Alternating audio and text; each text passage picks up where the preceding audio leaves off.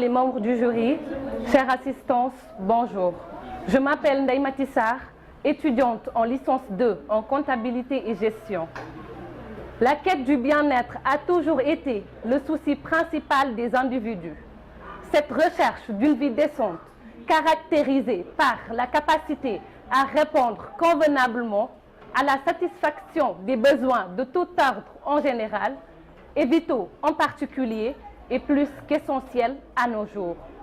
La réponse à cette préoccupation quotidienne renvoie à l'acquisition du bonheur qui, pour certains, ne peut s'offrir qu'avec l'argent.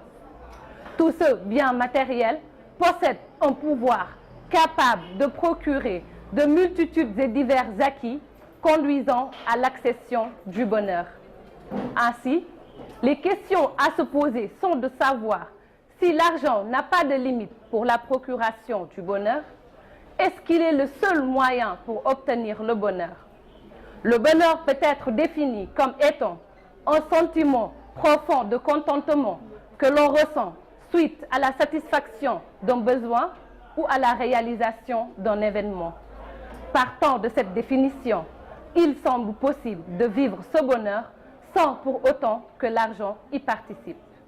Notre argumentaire sera focalisé sur les différents types de relations humaines pour montrer que le bonheur peut s'obtenir sans que l'argent y participe. D'abord, dans le cadre d'une relation sentimentale, amoureuse, familiale, amicale, entre deux ou plusieurs personnes, on se rend compte de la naissance d'une complicité parfaite, un plaisir inexplicable, des moments de partage, de confidence, de distraction. Et même plus loin, ces personnes se mettent même à rêvasser pour leur avenir. Ils se sentent utiles et aimés.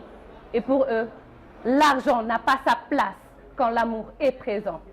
Et ceci peut nettement s'expliquer par l'histoire de ce père qui croyait que l'argent faisait le bonheur de ses enfants, jusqu'au jour où son fils lui remettra 12 € pour acheter 1 heure de son temps, car, dit-il, voulant passer du temps avec son père et dîner avec lui.